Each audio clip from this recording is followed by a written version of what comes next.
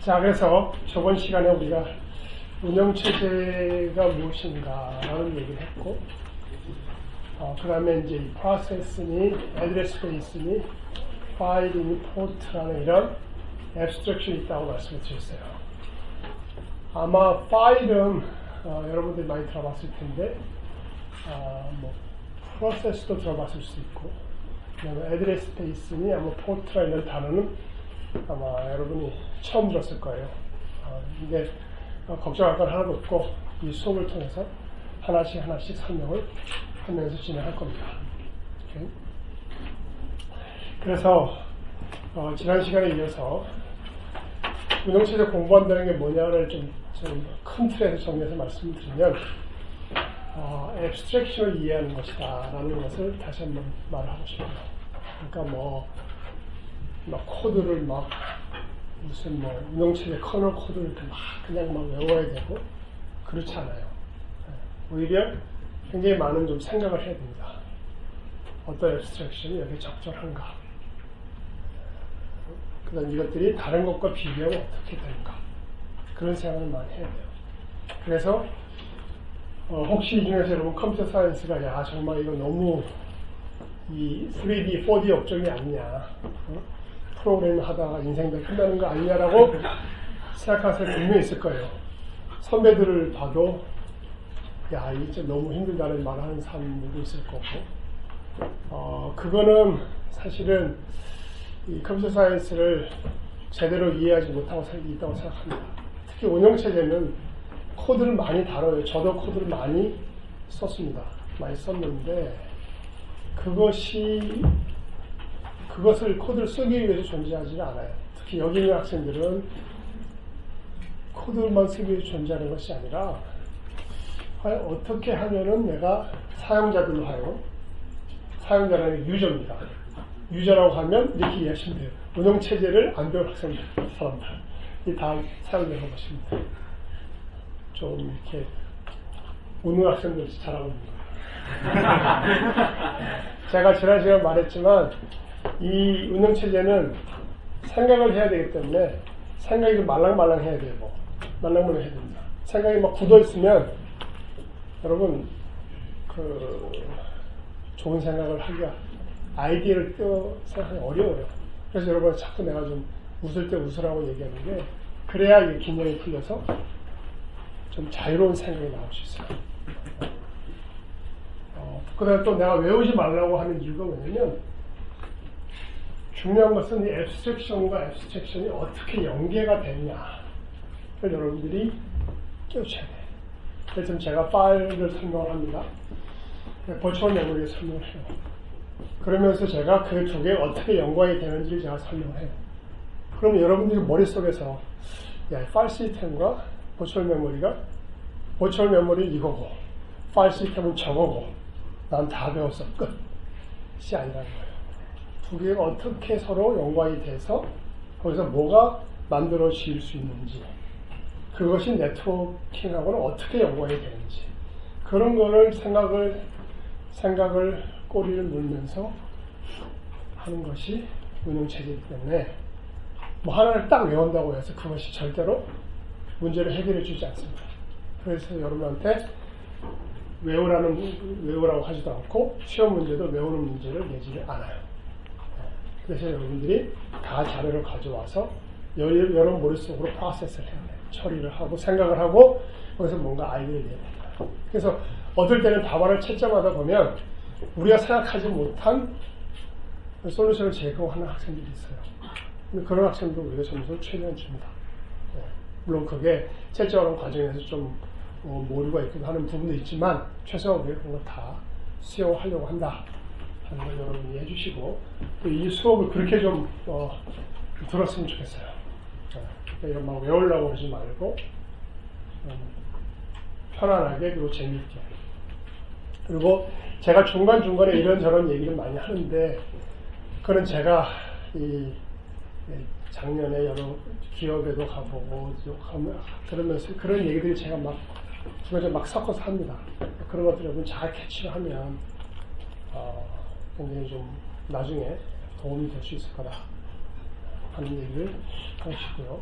그다음에 이제 그래서 지금까지는 좀 굉장히 좀 서론이었다고 합니다. 이제부터는 좀 이제 본격적으로 프로세스라는 abstraction이 뭐냐? 를 생각해 봅시다. 저기 뒤에 앉은 학생들 잘 들려요? 뒤에 잘 안 들리면 안 된다고 손을 흔들어 줘야 돼요. 왜냐면 이게 강의실이 길어서 뒤에 앉은 학생들은 저도 뒤에 앉아서 들어보니까 제가 뒤에 앉으면 100% 잘했더라고요. 뒤에 앉아서 듣는 학생들 훨씬 수업하기가 어려워요.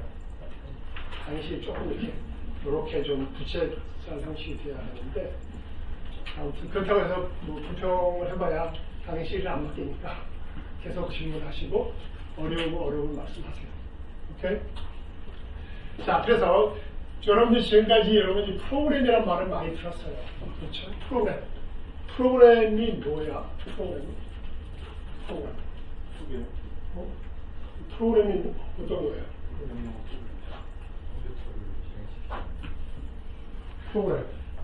프로그램은 어떻게 만들어? 코딩을 해서 컴파일해서 다 나오잖아요. 그죠? 그러면 최종에 나오는 게 이제 엑스큐터블이 나오잖아. 수행 파일이 나오는, 실행 파일이 나오는 거예요.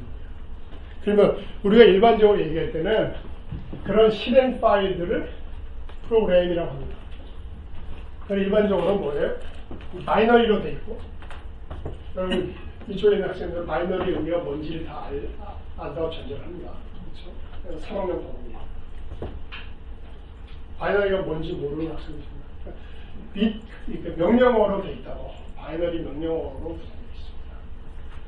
그 다음에 저장돼 있어요. 디스크라든지 플래시에 저장이 돼 있어요. 근데 이 프로그램이 프로세스가 돼요. 프로그램 프로세스가 됩니다. 그러니까 어떤 얘기냐면 이 프로그램은 정적인 거예요. 디스크에 저장이 돼 있고 명령어들이 쭉 저장이 되어 있는데 그것들이 메모리에 올라오면서 실행이 되고 있는 프로그램이 되는 거예요. 그러니까 프로그램 인 액션, 살아서 움직이는 프로그램을 우리가 프로세스라고 합니다. 그러니까 프로그램 할 때는 이제는 정적인 하나의 저장되어 있는 그 파일로서처럼 이해를 하는 거고, 프로세스라는 건 뭐예요? 그 프로세스는 메모리에 올라와서 뭔가 동작을 하고 있는 녀석, 그 상태를 그것을 프로세스를 해요. 그러면 여러분 프로그램은 이렇게 파일에서 볼 수 있잖아요, 그죠? 근데 프로세스는 파일처럼 볼 수 있겠어 없겠어? 볼 수 있을 수도 있고 없을 수도 있어. 네, 그게 그러니까 여러분 혹시 관심 있는 학생들은 수업이 끝나고 /prog이라는 걸 찾아봐요. /p. 야, 이거 쓸 수가 없구나. 저기 우리 다음에는 요거 하나만 올리고 이쪽은 좀 보도록 합시다. 그러니까 슬래시하고 PROC. 원래는 프로세스는 볼 수 없어요. 근데 그걸 볼 수 있게 만드는 녀석이 /prog이야. 그 /prog에 들어가면 현재 내 컴퓨터에서 돌고 있는 프로세스들이 파일로 보여요. 파일로 보여요. 그거 여러분들 잘 지금 이해가 안 될 텐데 일단은 /proc 이런 게 있다. 그런 거 이해를 하시고 그거를 보면 프로세스를 볼 수 있다. 이렇게 얘기를 해주세요. 지금은 100% 이해가 안 된다? That's okay. 지금은 다 한꺼번에 설명하기 굉장히 어려워요. 그러니까 우리가 이해를 하려는 건 입체적인 3차원적인 건데 설명을 지금 1차원적으로 하고 있기 때문에 3차원을 다 보기는 지금은 어렵습니다. 조금씩 지나가면서 그게 여러분의 머릿속에 비주얼라이즈가 될 수 있을 거예요. 오케이? 자, 그래서 프로그램이 뭐냐, 프로세스가 뭐냐면 여러분 이제는 분명히 이해를 하길 바랍니다. 프로세스는 메모리에서 동작하고 있는 프로그램이다. 오케이? 자, 그 다음에 애드레스 스페이스는 어떤 거냐? 이 애드레스 스페이스라는 거는 프로세스라는 것이 이제 그런 앱스트랙션이 존재합니다. 그러면 그 프로세스가 메모리에서 뭔가 동작을 해야 돼요. 그죠? 그러려면 이 프로세스가 메모리를 사용을 해야 됩니다. 어딘가를 차지하고 있어야 돼. 어딘가 메모리에 존재해야 돼. 그래서 그 공간을 애드레스 스페이스라고 합니다. 자, 그럼 질문해줘. 야, 도대체 애드레스 스페이스가 왜 필요해? 그렇잖아요. 그냥 메모리에 올려서 돌리면 되지. 근데 메모리에서 올려서 돌리면 된다는 거는 이제 그거를 한 단계만 더 밑으로 내려가기 시작하면 뭐가 있냐면 이 프로세스 A가 있고 프로세스 B가 있잖아요. A에서 B로 함수 호출할 수 있느냐. 내가 어디 프로그램 A가 있어요. 근데 그 A 프로그램이 생각해보니까 아니야, 나 이거 B를 좀 함수를 부르고 싶어. 저기 AI 함수가 있는데 인식을 잘하는데 내가 콜을 하고 싶어. 그럴 수 있잖아. 근데 이 애드레스 스페이스라는 abstraction이 어떤 걸 제공하냐면 그거 못한다.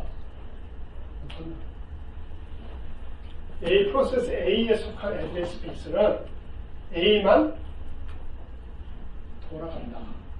돌아간다는 의미가 뭐예요? 호출할 수 있다. 좀 더 말하면 점프할 수 있다. 브랜치 할 수 있다. 그 안에서만 된다는 거예요. 내가 여기서 여러분이 아무리 프로그램을 잘해도 이 애드레스 스페이스, 프로세스 A의 애드레스 스페이스에서 B의 애드레스 스페이스로 점프를 할 수 있다 없다.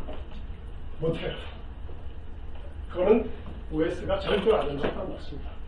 여러분이 아무리 프로그램을 잘해도. 물론 해킹을 할 수 있어요. 혹시 지금 해킹에 관심 있는 학생이 있다면 해킹이라는 게 이런 데 이제 등장하는 건데 못 가게 돼 있어. 근데 이걸 어떻게 길을 뚫어가지고서 가보겠다 하는 것들이 해킹이 되는 거예요. 그러니까 해킹을 제대로 하려고 그러면 뭐예요? 운영체제를 잘 알면 굉장히 뛰어난 해커가 될 수 있어요. 또 그런 것도 막으려면 또 그거보다 더 많이 알아요. 그러니까 어떻게 운영체제가 프로세스를 만들고 어떻게 운영체제가 애드레스 스페이스를 조작을 하느냐. 거기를 찾다 보면 구멍이 있어요. 있을 수 있어요. 지금 거의 다 이제 이런 식의 기본적인 앱스트랙션에 대해서는 다 구멍들을 설명해서 구멍이라는 게 딴 게 버그예요. 운영체제가 여러분 막 2천만 라인 막 3천만 라인 되는 코드인데 버그가 있겠어 어땠어? 그 버그 없이 못 만들어야 돼요.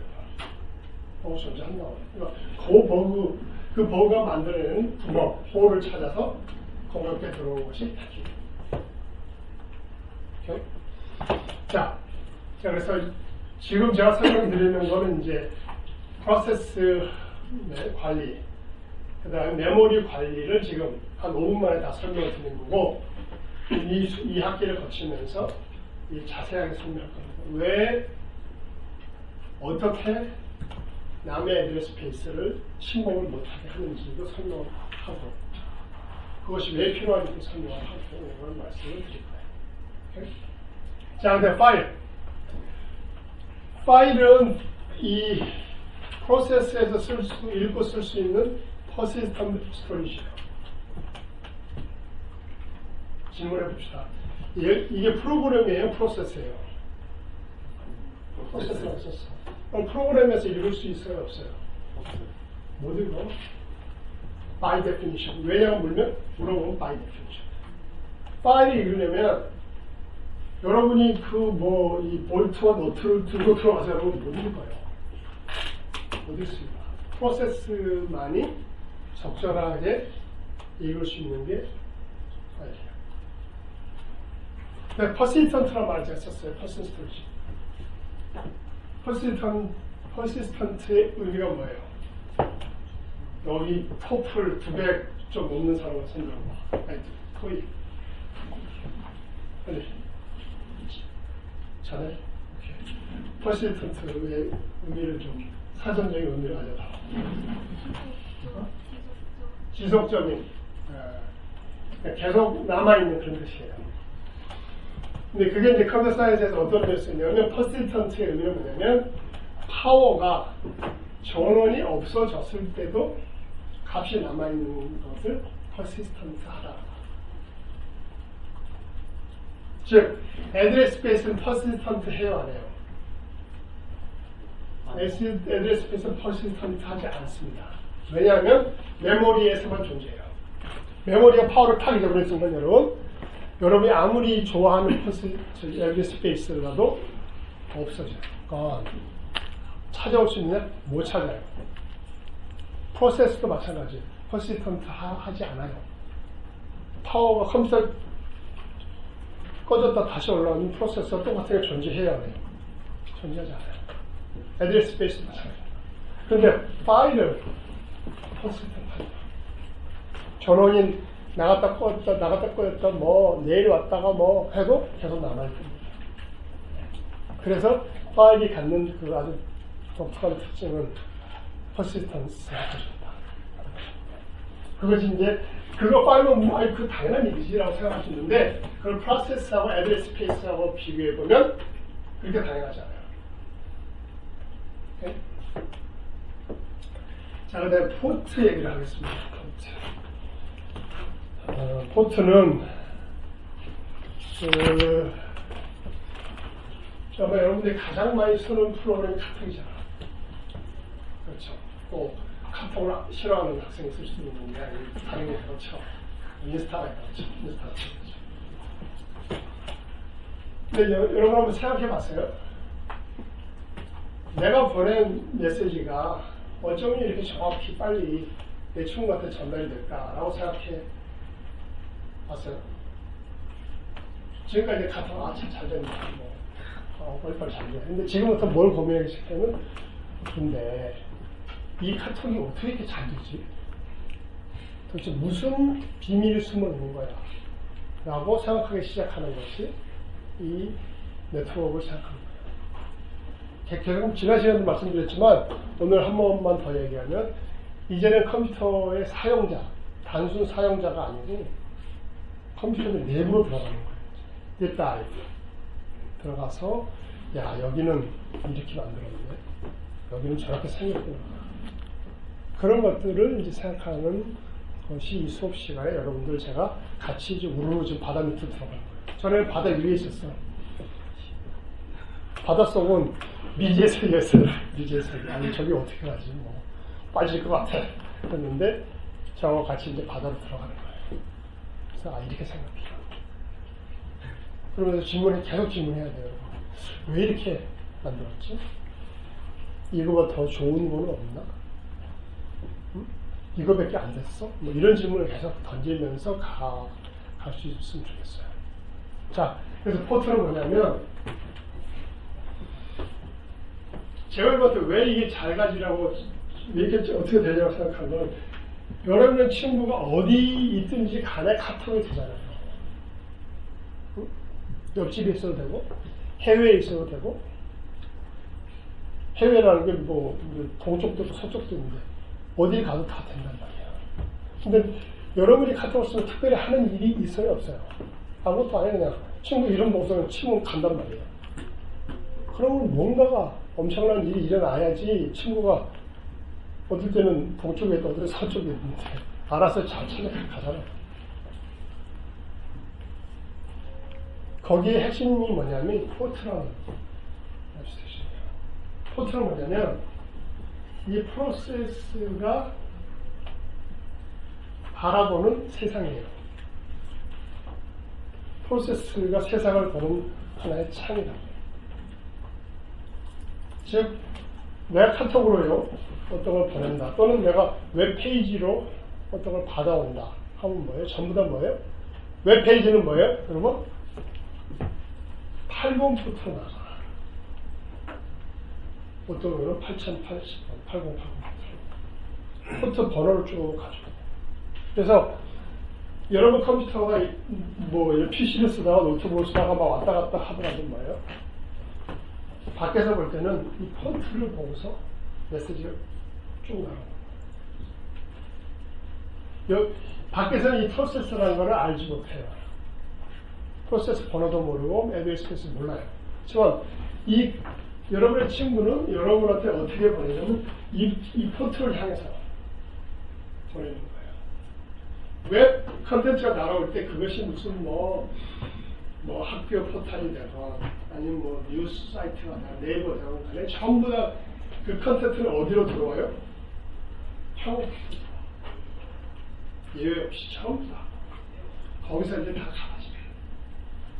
그렇기 때문에 포트란 건 뭐냐? 컴퓨터 안에 메시지를 주고받는 커뮤니케이션 엔드포인트예요. 굉장히 간단해요.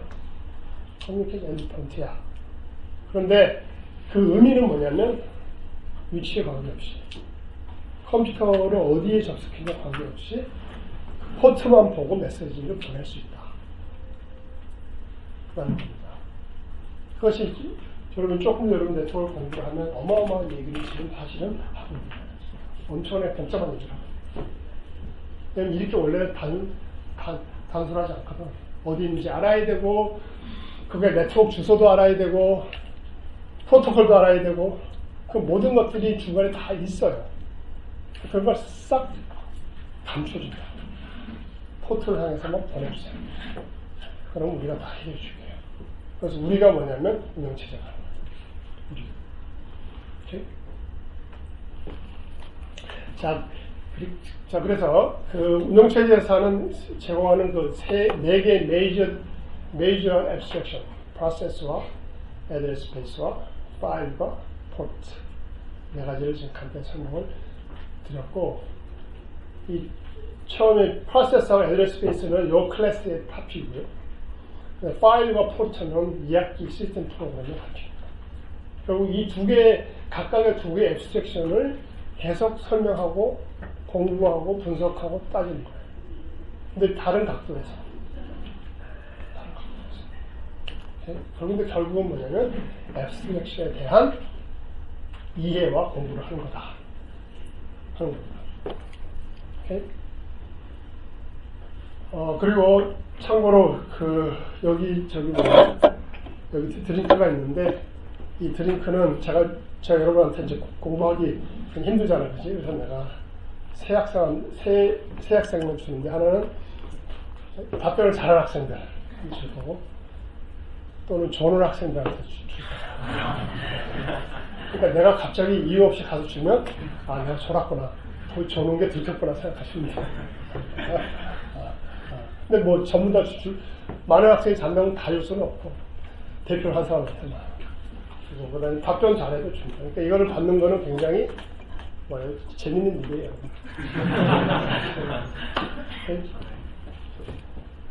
오케이, 줍시다. 뭐 질문 있어요? 오케이. 자, 그다음에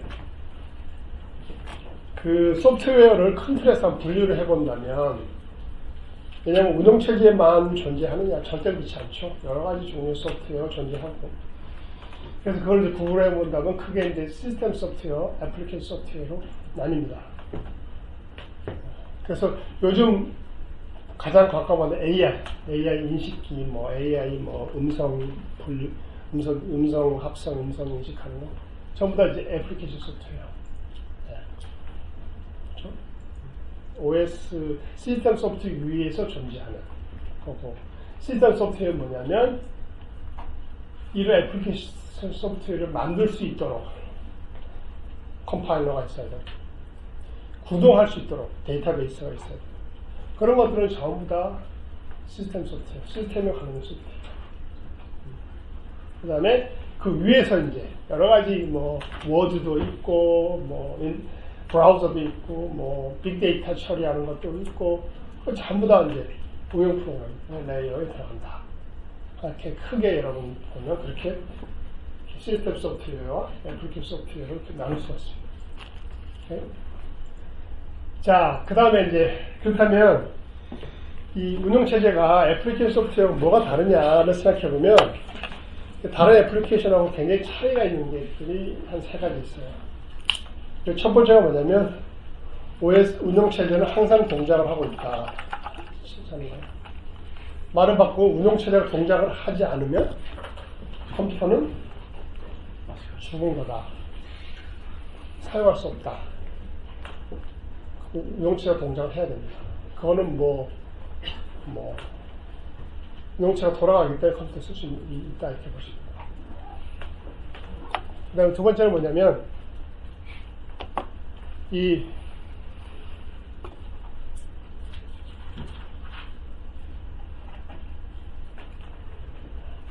배터리가 죽었나 보다.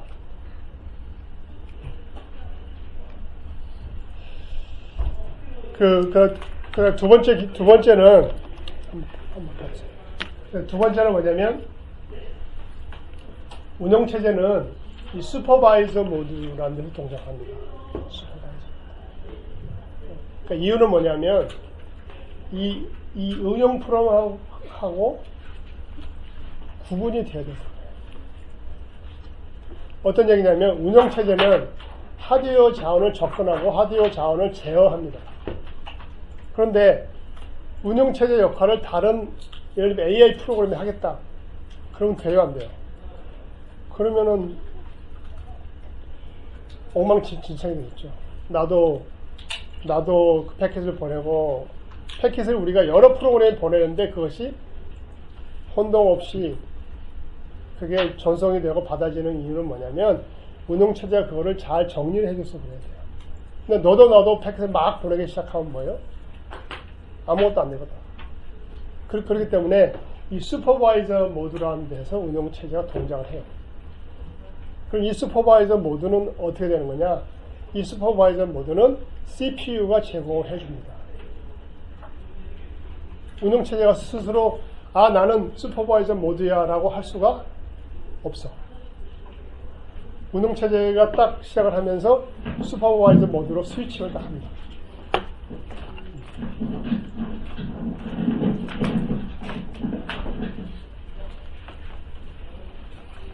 그 다음에 다른 애플리케이션들은 유저 모드로 한번 동작합니다. 그래서 제가 이제 컴퓨터 구조를 여러분이 조금 이해를 해야 된다는 게 뭐냐면 이 CPU에 바로 위에서 동작하는 것이 운영체제이기 때문에 CPU의 일정 기능들을 좀 이해하고 활용할 필요가 있어요. 그 중에 하나가 응용 프로그램과 운영체제는 동작을 할 때 모두가 다르다. 이런 걸 여러분이 기억해 주세요. 세 번째는 뭐냐면 하드웨어에 대한 기능을 직접 제어할 때 디바이스 드라이버를 같이 가지고 있어요. 그래서 그것들을 제어를 하기 시작합니다. 그러니까 우리가 응용 프로그램은 디바이스를 바로 제어를 못합니다. 운영체제를 통해서 제어하는 거죠. 통해서 제어하는 거죠. 그래서 근데 운영체제하고 또 다른 표현을 보면 제가 중간중간에 커널이라는 표현을 쓸 거예요. 커널. 아니면 이 중에서 AI 공부하는 학생들, AI에서도 커널이라는 표현이 많이 나와요. 그 커널하고 이 커널은 완전 동네가 다른 커널이에요. 그래서 우리가 OS라고 할 때는 어떤 때는 커널과 같은 의미를 써요. 근데 어떨 때는 뭐냐면 OS는 커널과 윈도우즈와 라이브러리를 다 포함해서 OS라고 합니다. 한 가지 예를 들어 봅시다. 여러분 안드로이드 있잖아요. 안드로이드. 여러분 쓰고 있는 전화기 그 애플 전화기가 아니면 전부 다 안드로이드를 사용하거든요. 그 안드로이드를 OS라고 부르잖아요. 그런데 안드로이드의 커널이 뭐냐고 물어보면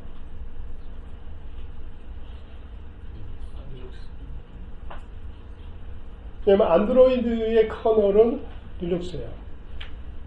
그리고 그 리눅스 위에 여러 가지 부가 기능이 올라갑니다. 그게 이제 이쪽에서 말하는 부가 기능들이 여기서 저는 여기다 윈도우를 썼는데 여기다가 이제 안드로이드에 가지고 있는 샌박스라든지 그런 기능들이 있어요. 소위 말하는 미들웨어라고도 불리는데 그런 것들이 올라가 있는 건데 그냥 총칭해서 OS라고도 불러요. 그렇기 때문에 이 커널이라는 표현을 쓸 때는 뭐냐면 운영체제 중에서도 안드로이드 중에서도 필수적인 요소를 가르치는 표현을 쓸 때는 커널이라는 표현을 씁니다. 어떤 말인지 아시죠? 그러니까 이게 막 OS하고 커널이라는 말을 막 믹스해서 쓰기도 하고 어떨 때는 굉장히 명시적으로 커널이라고만 딱 지정을 하거든요. 그러니까 그거는 여러분이 컨텍스트를 보면서 이해를 좀 하면 이해를 하는 수밖에 없습니다.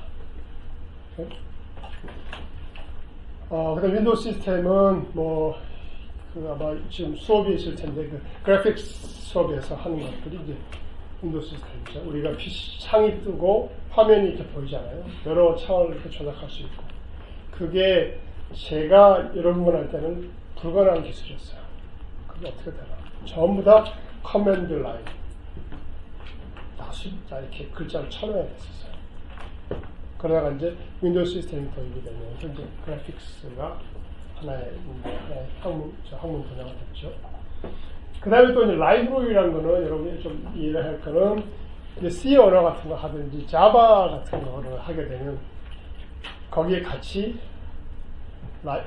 라이브러리가 붙습니다. 그래서 우리가 사실은 프린트 F라든지 스캔 F 같은 거를 우리가 구현하지는 않지만 쓸 수 있어요. 왜냐하면 그게 라이브러리가 있어서. 그래서 libc 같은 것이 그런 거죠. 사인, 코사인 같은 libm, 그러니까 그 수학, math 라이브러리가 있고, 그러니까 자바에서는 뭐예요? 전부 다 클래스 라이브러리. 그런 것들 전부 다 라이브러리에 해당되는 거예요.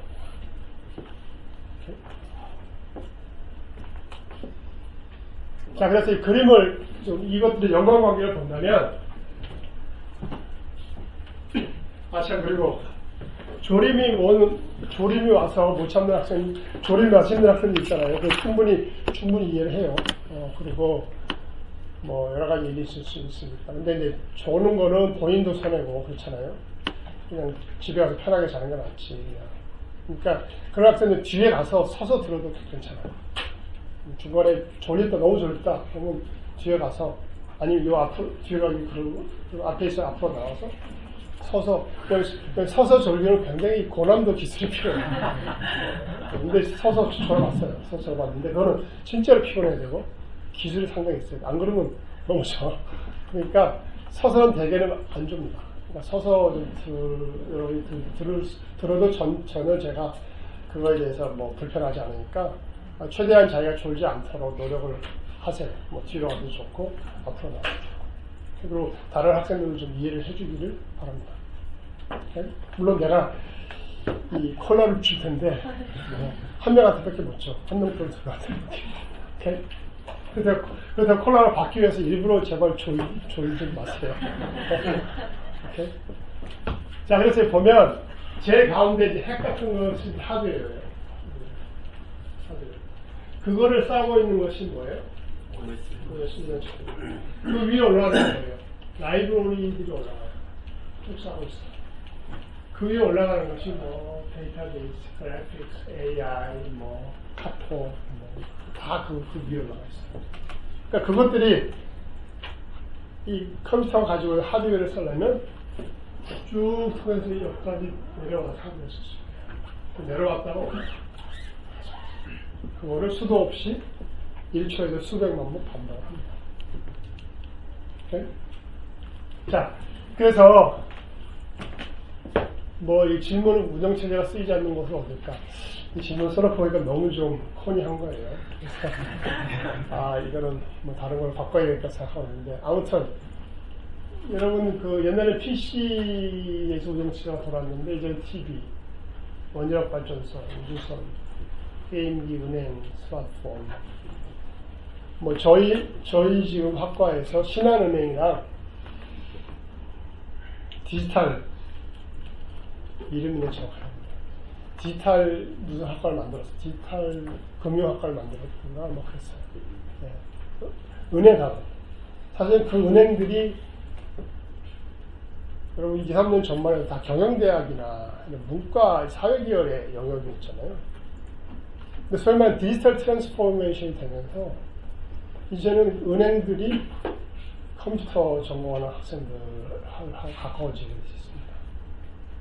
이거는 싫어요, 싫어. 그래서 저희 대학에도 지금 신한은행하고 계약학과를 만들었어요. 그 신한은행, 신한카드 이런 데에 있는 직원들이 와서 교육을 받아요. 교육을 받습니다. 다음에 제가 또 미래 에셋하고도 비슷한 표현을 하고 있어요. 그러니까 미래 에셋은 증권 회사잖아요. 그래서 거기서 일어나는 변화라고 하는 것은 아마 여러분들이 상상이 잘 안 갈 텐데, 제가 첫 시간에도 얘기했지만 여러분은 굉장히 아주 재미있는 시대에, 정말 드라마틱한 시대에 살고 있어요. 정말로 큰 변화가 일어나는 시대. 그걸 여러분들이 잘 활용할 수 있기를 바랍니다. 그 다음에 냉장고, 자동차 얘기를 했고, 빌딩도 요새는 인텔리전트 빌딩을 만들잖아요. 그래서 공조, 이런 것도 전부 다 중앙도 다 컨트롤할 수 있게 하고, 여러분 혹시 관심 있는 블록체인이나 5G, 그래서 이런 것들은 이제 요즘 나오는 표현으로 IoT, 인터넷 오브 띵스라고 하죠. 그래서 참 이런 것들이 전부 다 연결되고 있다. 그 다음에 클라우드. 지금 여러분이 뭐 아마존을 쓰든지 지메일을 쓰든지 다 클라우드죠. 이런 것들을 기본적으로 가능하게 하는 기술이 운영체이다 하고 여러분이 얘기해 주면 됩니다. 오케이?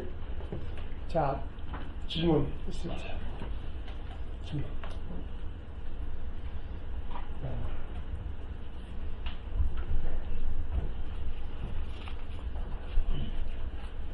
질문을 안 하면 진도가 계속 나가야 합니다.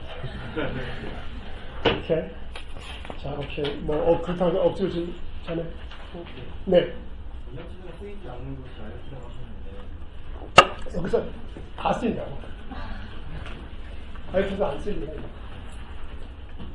그러니까 질문을 써놓고 보니까 내가 너무 좀 이렇게 약간 이런 것 같아서. 오케이. 또. 오케이. 자, 그래서 이제부터는 좀 운영체 구조를 조금 좀 살펴보고 진행합시다. 그래서 처음에 그 컴퓨팅의 좀 그 기원, 약간의 역사를 좀 설명을 드릴 거예요. 여러분들 이제 어디에 와 있는지를 알려면 역사를 좀 알아야 됩니다. 창문을 좀 엽시다. 오늘은 미세먼지 그렇게 나쁘지 않으니까, 보통이니까, 창 옆에 있는 학생은 좀 창문을 열어. 지금 너무 더움이 길어서. 그래서 그걸 좀 말씀을 드릴 거고, 그 다음에 이런 초창기의 시스템, 배치라는 걸 얘기를 하고, 멀티 프로그래밍, 타임 쉐어링, 멀티태스킹, 이게 굉장히 중요합니다. 굉장히 중요하고, 뭐 대학원 시험엔 단골로 나온 문제고, 여러분이 뭐 혹시 뭐 면접을 가더라도 단골로 나오는 문제이기도 합니다.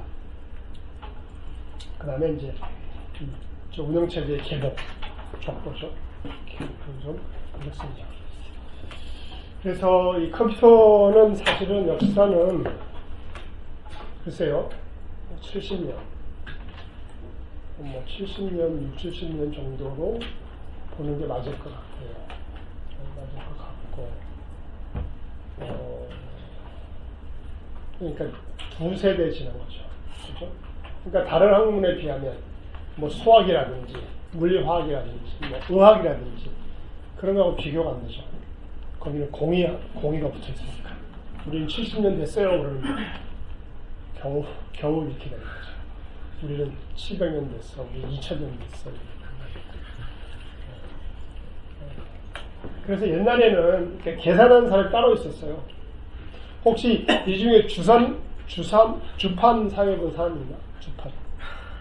글쎄, 이 100명 학생 중에서 한 사람밖에 없어요. 그러니까 제가 학교 다닐 때는 주판을 다 배웠어요. 그럼 그때는 계산기라는 게 없었으니까 주판으로 다 했다. 그렇기 때문에 여기 사람이 컴퓨터였어. 컴퓨터. ER이 원래 이게 사람을 나타내는 전미사잖아요. 그렇죠? 그래서 계산하는 사람. 그리고 우리나라 그 과거 역사 책을 보더라도 이 수리를 하는, 산악을 하는 사람이 있었다라는 그런 기록들이 있어요. 그런데 그건 이제 뭐 그야말로 이제 단순한 거였다면 이제 복잡해진 게 뭐냐면 전쟁에서 복잡해졌죠. 막 잠수함을 막 쏴야 되고 미사일을 날아가야 되니까 계산을 많이 해냈어요. 그러니까 이건 뭐 사람이 뭐 컴퓨터들이 앉아가지고 계산을 아무리 해봐야 안 되겠다. 그래서 사실 독일이 2차 대전에 패한 원인을 분석한 것 중에 하나가 영국에서 컴퓨터가 처음 발명이 돼서 그게 계산을 함으로 통해서 독일의 그 이니그마라고 하는 암호 체계를 깼다 하는 그런 설명도 상당히 유명했습니다. 그러니까 이 전투로 한 게 뭐 사람 많고 뭐 탱크가 많고 하는 것도 있지만 결국 상대방의 정보를 파악해서 거기를 공격함을 통해서 이길 수 있기 때문에. 그 다음에 일본과 그 다음에 미국과의 전쟁, 태평양 전쟁도 비슷하게 일본의 암호 코드를 브레이크인 할 수 있었다. 그런 것들이 이제 이런 그런 컴퓨터의 어떤 비약적인 발전을 만들게 됩니다. 그래서 이거 옛날 얘기가 됩니다만 그렇게도 옛날이 아니에요, 여러분. 1950년대 얘기니까. 보면 그때는 이제 어떤 그 IBM이라는 회사가 컴퓨터 처음 만들기 시작했는데 그때 사람들 생각으로 컴퓨터가 전 세계에 한 4-5대만 있으면 될 것 같다라고 생각했어요. 전 세계에. 컴퓨터 4-5대만 있으면 충분하지 뭐. 그렇게 생각했고요. 그 다음에 컴퓨터를 만들었는데 이 방법이 너무 큰 컴퓨터예요. 한 1분 동작하고 꺼야 돼요. 왜냐하면 열이 너무 많이 나서. 그때는 진공관이라는 거, 여러분 진공관 안 배울 거예요. 옛날에는, 설명해서 옛날 앰프, 전기 전축, 거기에 이제 앰프들이 들어가요. 그건 만져보면 뜨끈뜨끈하단 말이에요. 그것들이 막, 그것도 커요. 뭐. 이만큼씩 하고. 그러니까 그것들이 쫙 들어가 있으니까 한 1분 켜놓으면 완전히 불이 난단 말이야. 꺼야 돼. 그런 것들. 근데 그때는 뭐였어요, 여러분? 여러분 이 중에서 혹시 어셈블리 프로그램 해본 사람? 컴퓨터 프로그램 뭐지? 응? 컴퓨터 구조 시간에 배우나? 어셈블리 코딩 좀 해봤어요? 어셈블리 코딩. 그거 봐, 이 옆에 어셈블리 코딩이라고 여러분 그건 사람이 할 일이 아니야. 사람이 할 일이 아니야. 근데 저는 대학원 때 어셈블리 코딩만 하고 살았어요. 사람이 할 일이 아닌 거예요. 그걸 어셈블리 코딩 해본 사람은 이렇게 웃을 수가 있어. 안 해본 학생들이 생각을 못 하는데, 그래도 어셈블리 그래도 이렇게 명령어를 뭐 쓰면 낫지. 우리 때는 명령어를 바이너리를 다 외우고 다녔어요. C6, E2 다 외우고. 컴파일러 어셈블러가 없었어요. 그냥 하드웨어 매뉴얼 딱 주어지면 그거 가지고서 또 그다음에 어떻게 하는지 아세요? 이게 다 그 어셈블리 코드 기계를 다 쳐넣어요. 집에 가서 꺼. 그 다음에 뭐 어떻게 해야 돼? 다시 다 쳐야 돼. 그런 시대예요. 여러분 생각도 못하겠지만 프로그램의 언어라는 것이 존재하지 않았고 운영체제라는 단어 자체를 존재하지 않았어요. 그래도 다 그 기계어로 다 치고서 동작시켰다. 아무튼 그런 시대에 있었고, 그 다음에 1960년대가 되면서 펀치카드라는 게 존재합니다. 펀치카드가 왜 안 보냐? 펀치카드 왜 안 보냐? 다음 페이지, 순서가 좀 바뀌었다. 이 펀치카드라는 거죠, 여러분. 여러분 그 C언어나 자바에서 한 줄 있잖아요, 한 줄. 그것이 그게 여기야. 저 빳빳한 종이에요, 빳빳한 종이. 요게 한 라인이야, 한 줄이야. 그래서 내가 프로그램 100줄을 만들잖아요. 카드가 이만큼 돼. 200줄을 만들잖아요. 이만큼 돼. 그럼 어떻게 해야 돼? 이렇게 들고 다니는 프로그램 이렇게 들고 다녔어요. 제가 그러고서 다 했다니까. 그리고 왜 컴파일 할 때 에러 나면 어떻게 돼? 다. 아무튼 그런 시대를 여러분 안 산 걸 굉장히 당했을 것 같아요. 자, 그래서 이런 펀치카드가 있고 된 다음에 이제 뭐가 도입되기 시작하냐면 배치 처리라는 걸 이제 도입되기 시작합니다. 여러분이 배치라는 말을 좀 기억해 주세요. 배치. 이거는 뭐냐면 여기서 이제 잡이라는 표현을 써요. 일단은 프로그램 표현을 안 썼고 잡이라는 표현을 쓰는데 뭐 프로그래머이라는 말하고 동의어입니다. 동의어.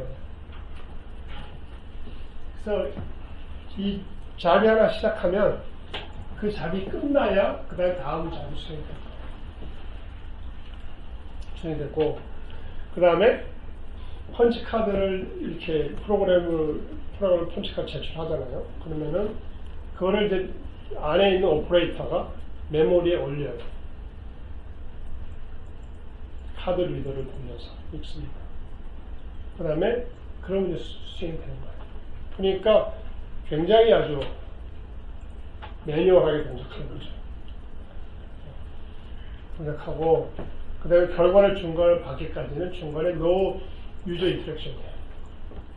중간에 컨트롤 C 없어. 그냥 끝날 때까지 가는 거예요.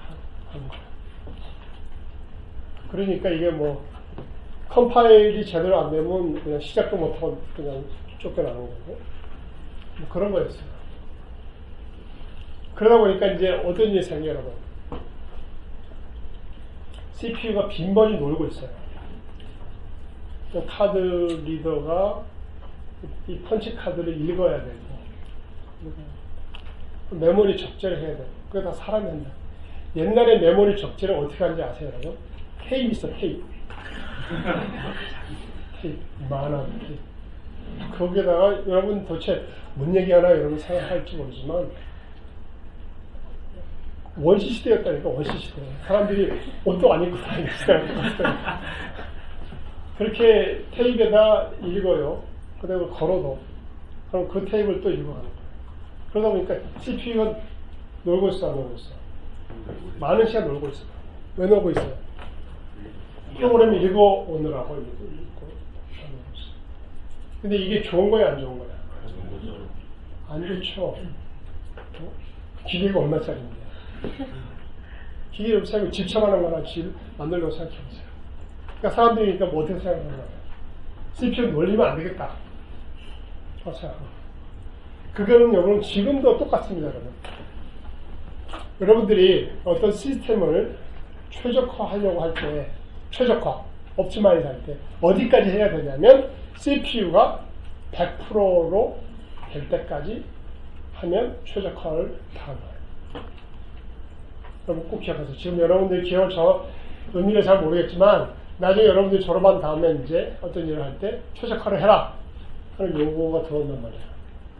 그럼 내가 어디까지 최적화를 해야지 다 끝이냐? 막막하잖아요. 어디가 끝이냐면 CPU를 100% 사용할 때까지 하면 최적화를 다 하는 거예요. CPU가 놀고 있다. 그러면 그 CPU를 놀지 않게 만드는 것이 여러분이 해야 됩니다.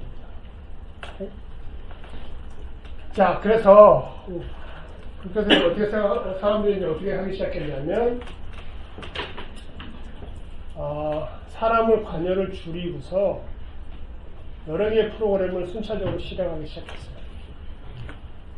이게 참 보드가 있으면 참 좋겠는데 보드가 없으니까 여러분이 생각하세요. 전에는 사람들이 이렇게 막 왔다 갔다 했는데 이제는 뭐냐면 사람들이 개입하지 않고 그 대신에 프로그램이 하나가 메모리에 올려가고 그걸 수행하고 끝나면 다른 녀석이 올라가고 그러니까 배치라는 의미가 두 가지를 가지고 하나는 뭐냐면 프로그램이 시작하면 끝날 때까지 계속 간다. 두 번째는 뭐냐면 순서적으로 간다. 순서대로 하나 끝내고 다음 걸 간다. 그래서 이 결국은 뭐냐면 CPU가 그래도 유효 상태가 계속되는 거예요. 그래서 그러니까 상당히 예를 들어 보면 이런 문제죠. 프린터를 여러분 쓰려고 해요. 프린터를 쓰려고 그러는데 내가 프린터로 파일을 보냈어요. 그럼 얘가 출력을 지금 하고 있어요. 그러면 이 프린터가 출력하는 동안에 컴퓨터는 뭘 해야 되냐? 뭘 해야 되냐? 기다려야 되냐? 아니면 계속 수용을 해야 되냐?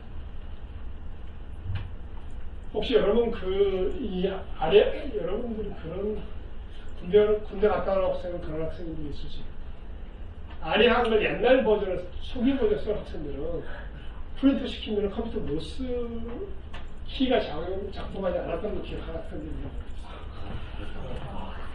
여기 생각해보면 아주 초창기 버전은 이 프린터를 딱 시키잖아요. 프린터 끝날 때까지 키가 안 먹어요. 그게 뭐냐면 프린터를 기다리는 동안에 블락스윙. 근데 이게 뭐 기술적인 한계죠. 절대 최인지 않아요. 제일 좋은 건 뭐예요? 프린터를 보내서 출력이 되고 그 사이에 나는 또 일을 계속할 수 있으면 제일 좋아요. 근데 그때는 그런 기술이 없었어요. 그래서 사람들이 뭘 생각했느냐? 스플릿이라는 걸 생각했어. 스플릿. 스플릿이 뭐냐면 IO를 컴퓨테이션하고 동시에 진행할 수 있도록 하는 거예요. 지금 무슨 얘기냐면 인쇄할 문서를 디스크나 메모리 버퍼로 보내요. 그러면 프린터는 버퍼에서 자신의 속도로 출력을 해요. 그럼 프린터도 종류가 많잖아요. 뭐 1초에 몇 개 프린트할 수 있는. 대개는 밀리세컨드 단위로. 프린터가 인쇄하는 컴퓨터는 다른 작업을 수행할 수 있고. 그래서 이것을 스플링이라고 합니다. 그러니까 스플링이라는 의미는 뭐냐면 인쇄할 파일을 이런 디스크나 메모리에 어떤 스플 영역으로 계속 보내는 걸 스플링. 그럼 알아서 출력해라. 프린트는 거기까지야. 스플링 버퍼에다가 보내는 것까지라고. 그러고 나서는 이제 다른 CPU는 다른 일을 할 수 있도록 해주는 거. 되는 거죠. 자, 사람들이 이제 여기까지 하고서 이제 잘했다라고 생각을 했어요. 잘했다. 생각을 했는데, 이렇게 돌아가서 수행을 하고 스플링을 잘 했는데, 사람들이 생각해보니까 이제 어떤 것까지 이제 발생을 했냐면, 돌아가는데, 이게 끝나야지 되는 그러한 일들이 존재한다는 거죠. 즉, IO가 끝나야 되는 일이 존재한다는 거예요. 내가 스플링을 하고, 그 다음에 스플링 버퍼에 내가 리퀘스트를 보내고 난 다음에 바로 뭔가를 할 수 있으면 좋은데, 예를 들면, read를 한단 말이에요. read는 뭐예요? read가 끝나야 다음 스텝을 할 수 있잖아요. 그렇잖아요. 그러면 read가 될 때까지 기다려야 되잖아요. 근데 그게 또 이제 CPU가 놀게 되는 거예요. 그래서 나오게 된 게 멀티 프로그램입니다. 여러분, 이거는 굉장히 중요합니다.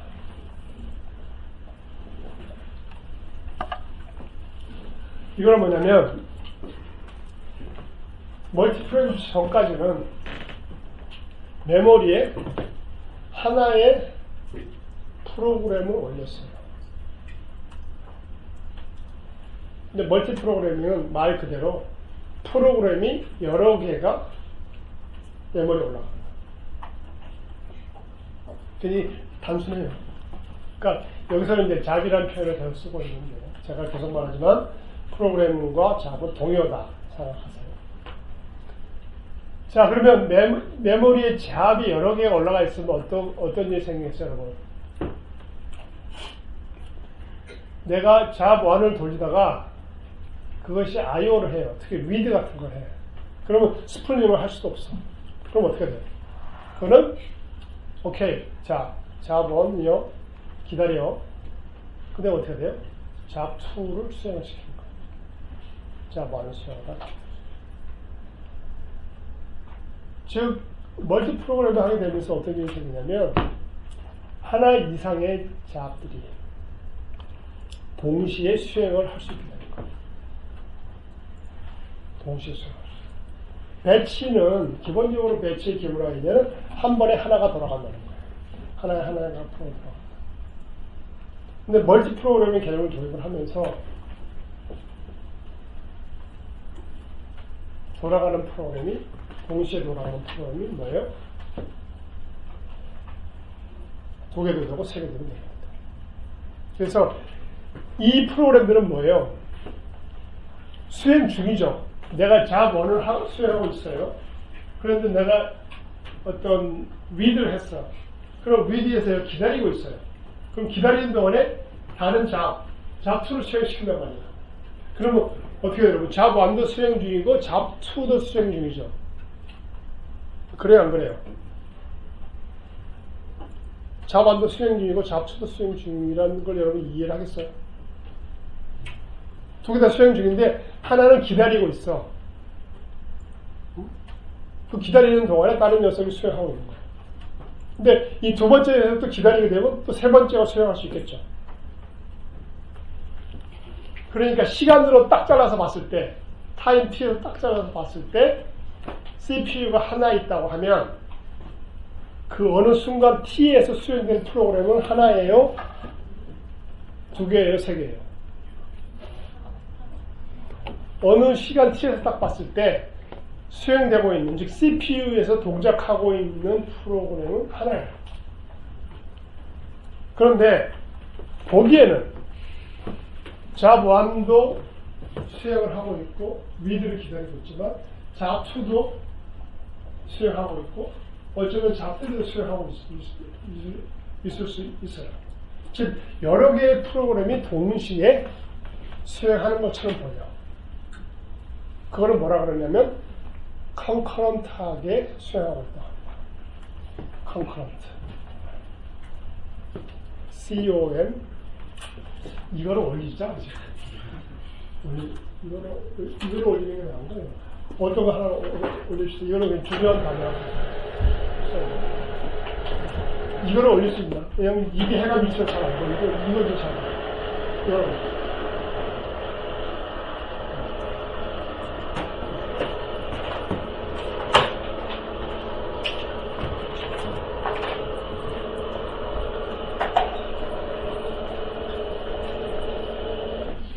이 컨커런트하게 수행된다는 이 설명입니다. 그래서 여러분들 영어책을 보면 이 컨커런트라는 단어가 나와요. 제가 이 단어를 한 학기 내내 이해하려고 했어요. 결국 이해를 못했어요. 옛날에. 지금 뭐냐면 프로그램이 잡이 3개 있어요. 그러면 프로그램 이게 1, 2, 3, 잡 1, 2, 3이라고 합시다. 그러면 얘는 지금 여기를 수행하고 있고 얘는 여기를 수행하고 얘는 여기를 수행하고 있어. 근데 어디선가 멈춰 있어 지금. IO 때문에. 멈춰 있지만 프로그램은 수행하고 있는 거예요. 멈춰 있지만 기다리고 있는 거예요. 그래서 이 3개의 프로그램이 컨커런트하게 수행하고 있다.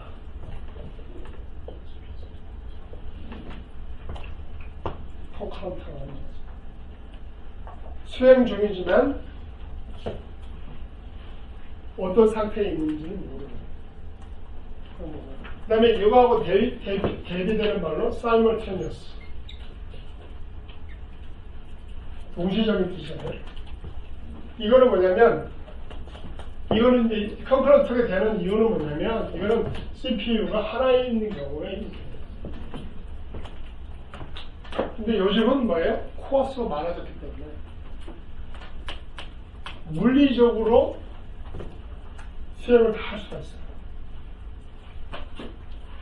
그때는 사이먼테니어스 상태였죠. 그러니까 우리말에는 이게 참 구분이 잘 안 되는데 2개 다 동시 차별차별하고 이것도 동시하고 이것도 동시해요. 근데 이 컨커런트라는 의미는 컴퓨터 사이언스의 컨커런트라는 의미는 물리적으로는 하나만 수행하고 있더라도 다른 프로그램이나 작업들도 수행 중인 partially executed 부분적으로 수행하고 있습니다. 그러니까 이 concurrent라는 의미를 부분적으로 좀 수용하고 있다는 말로 그렇게 이해해요. 그래서 혹시 중에서 공동체를 보는 학생들은 아마 앞부분에 있다고 제일 어려운 단어가 이 concurrent.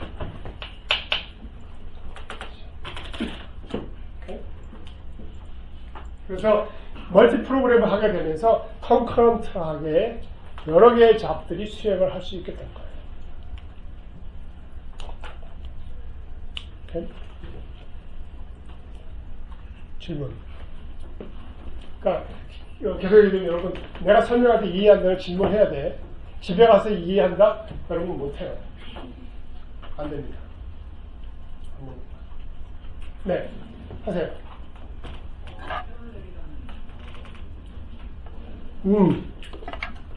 좋은 질문이야. 스프라이트, 콜라, 한타. 어떤 거 줄까? 스프라이트. 자네가 좀 배달 좀 해라.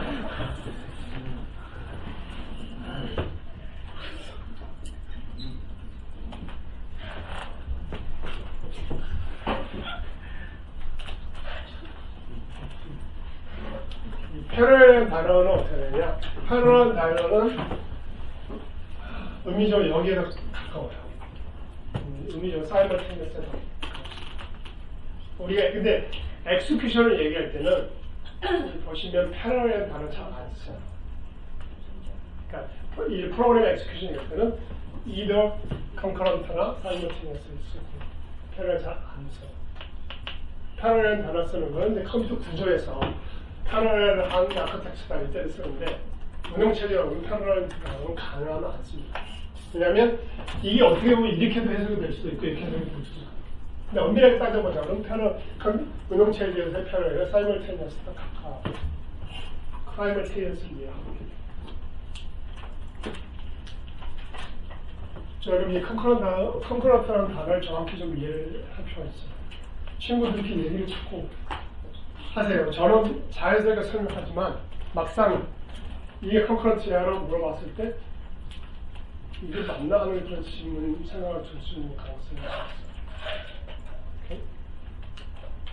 자, 또 다른 질문. 그러면 그냥 메모리 위에 할 것들을 놓아놔. 올려놓는다. 올려놓고 있는 상태다. 뭐 요리 같은 거 할 때도 가지고 도마 위에 많은 거 올려놓는다고 이런. 그렇죠. 그러니까 요리를 따지면 도마 위도 되고 그 다음에 저기 이 화로가 몇 개 있으면 화로 위에 음식을 다 올려놔.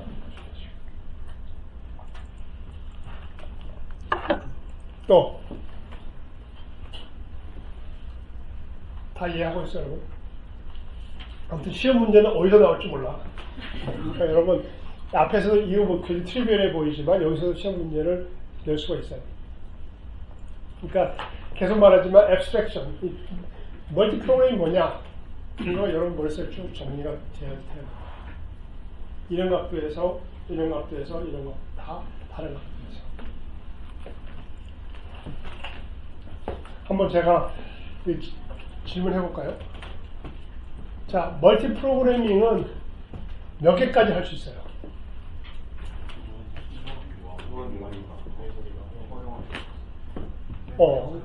무한대? 그렇지. 메모리 크기에 따라서 또는 메모리 크기와 프로그램 잡의 크기에 따라서 그렇게 달라지는 거죠. 그러니까 무한대로 할 수는 없어. 이론적으로는 무한대지만 메모리는 무한대가 아니니까. 그러면 제가 시험 문제를 이렇게 낸다고. 예를 들면 뭐 메모리 크기가 뭐 1MB인데 프로그램이 뭐 몇 개 이런 게 몇 개 있다. 그랬을 때 멀티 프로그래밍은 몇 개까지 할 수 있냐 이런 문제 된다고요.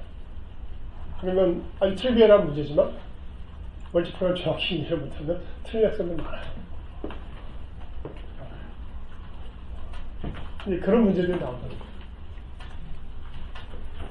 그렇기 때문에 잘 모르겠다는 걸 들으면서 바로바로 질문을 해야 돼. 이따가 하지, 나중에 집에 가서 하지, 뭐 책 보고 나중에 할까? 이러면 못합니다. 그런 거 수업 시간 이해하고 그냥 끝나고 난 놀아야지. 그렇잖아요? 공부만 계속하면 안 돼요. 정말. 잘 노는 게 엄청 중요합니다. 없으면 다음으로 갑니다. 네, 잘해.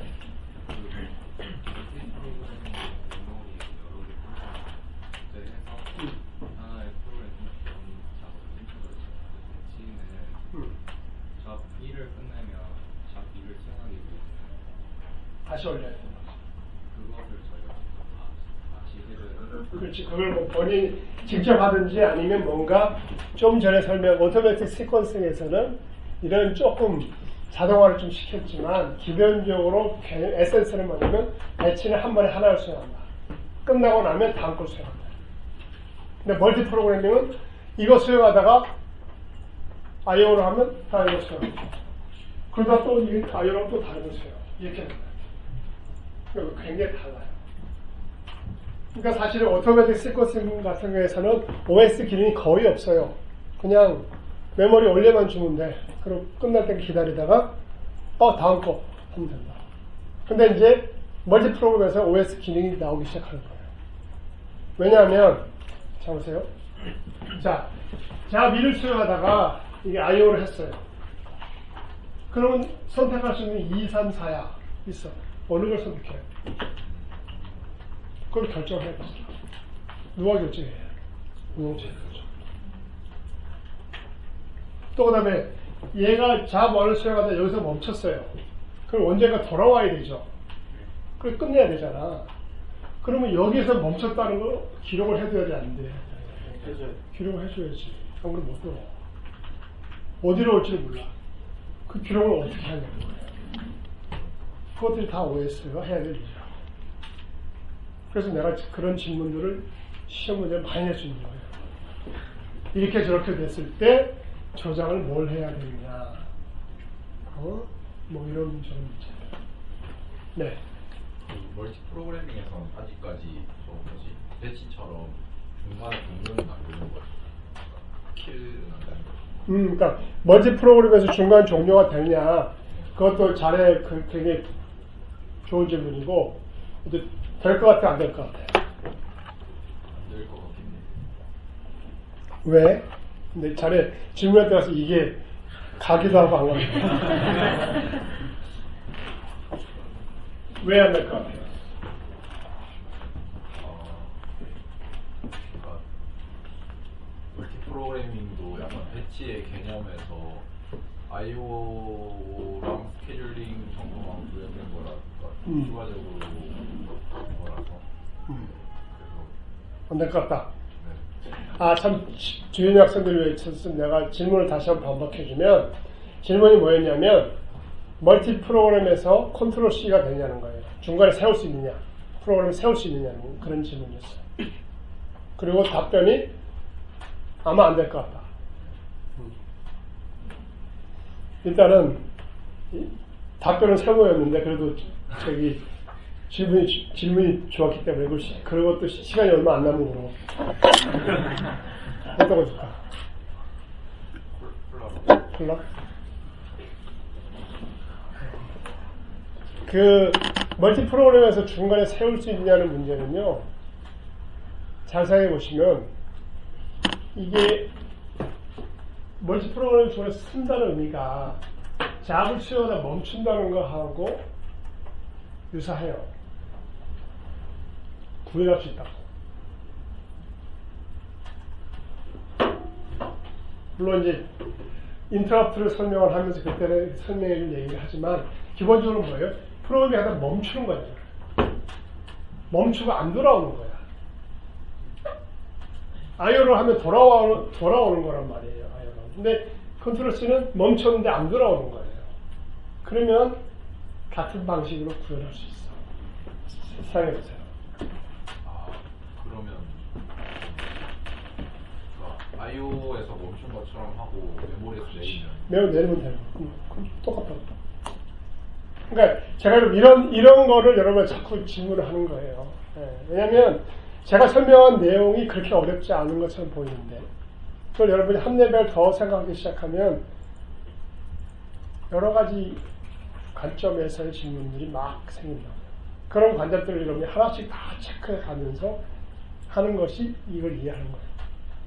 저는 그런 걸 한번 고스로를 했기 때문에 답변을 자네한테 할 수 있는 거예요. 오케이?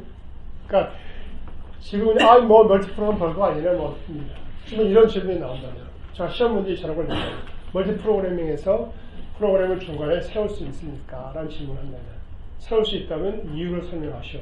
세울 수 없다면 왜 세울 수 없는지 설명하시오. 이런 문제 시험 문제 나간단 말이에요. 그때 여러분들은 배우지 않았는데 이렇게 답변을 최소한 들은 걸 가지고서 내가 설명 말씀드렸잖아요. 멀티 프로그램이 중간에 가다 아무튼 멈추는 거야. 그죠? 차이는 돌아오느냐 안 돌아오느냐 차이. 멈출 수 있다면 안 돌아갈 수도 있는 거죠. 그렇게 설명을 할 수 있고 실제 그렇게 또 콘크리트하게 수행을 하는 거는 다 부분이 멈춰야 잘 시작할 수 있는 거잖아요. 네. 그러면 사이버테니어스하게 수행하는 건 어떤 식으로 다른 건지 차이가 찾아보면 되겠다. 자네는 좀 전달해줘. 사실은 저를 질문을 했었어야 돼요. 질문이 좀 나오기를 좀 여러분 제가 바라고 있었고. 자, 컨커런트는 뭐라고 했냐면 제가 CPU가 하나가 있을 때 각각의 이 잡들이 수행하다 멈추고 실질적으로 하나만 수행하고 있다는 그런 얘기를 했어요. 그러면 제가 사이멀테니어스 이게 동시에 수행을 하는 거라는 표현을 썼단 말이에요. 물리적으로 코어가 여러 개 있을 때. 여러분 코어가 뭔지는 알죠? 컴퓨터 구조는 2학년 과목이니까 배웠을 과목이에요. 그러면 질문이 뭐냐면 아니 근데 코어가 3개가 있다, 이 3개가 있고 코어가 3개 있다 하더라도 1과 2는 멈춰 있는데 이게 무슨 의미가 있느냐라는 질문이야. 그런 질문. 그렇기 때문에 차이가 뭐냐는 그런 얘기니까. 그렇지 않아요? 1번이 IO를 하고 있고 2번이 IO를 하고 있어서 멈춰 있고 여기서 할까? 3번 수행을 하고 있어요. 그래서 이 컨커런트하게 돼. 근데 이 3개에 대해서 각각의 CPU가 코어가 할당에 대해서 수행을 하고 할당이 되었다 하더라도 멈춰 있기 때문에 무슨 소용이냐? 차이가 뭐냐? 같은 게 아니냐라는 그런 질문이에요. 여러분 질문 이해했죠? 네. 그러면 답변이 뭐예요? 가까이 컨커런트 하지 않지. 이 3개가 컨커런트 한데 질문이 뭐냐면 이 잡 1, 2, 3의 CPU가 다 코어가 할당이 각각 돼 있어요. 3개가. 코어 그림을 그립시다. 코어가 이렇게 할당이 돼 있어요. 하나씩. 근데 얘들이 멈춰 있단 말이에요. 1과 2가 멈춰 있어. 그러면 사이멀테니어스 한 거나 컨커런트 한 거나 차이가 뭐냐? 그런 질문이에요. 그러면 IO가 끝나는 즉시 바로 실행이 가능하지 않나요? 그렇지. 또는 다른 녀석들이 수행할 수 있는 거지. 그러니까 질문 답변은 얘가 만약 1번이 만약 멈춰 있으면 이 코어를 그럼 코어가 일정 시간 아이들을 하겠죠. 그렇지만 아이가 끝나고 나면 1번하고 3번이 동시에 물리적으로 수행할 수 있는 거죠. 일시적인 IO가 있다고 하더라도 IO가 끝나고 나면 물리적으로 동시에 물리적으로 동시에가 중요해요.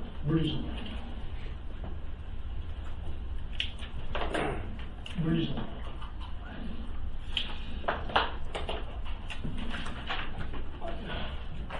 저기 좀 굵은 표를 좀 가지고 있죠. 이게 좀 물리적으로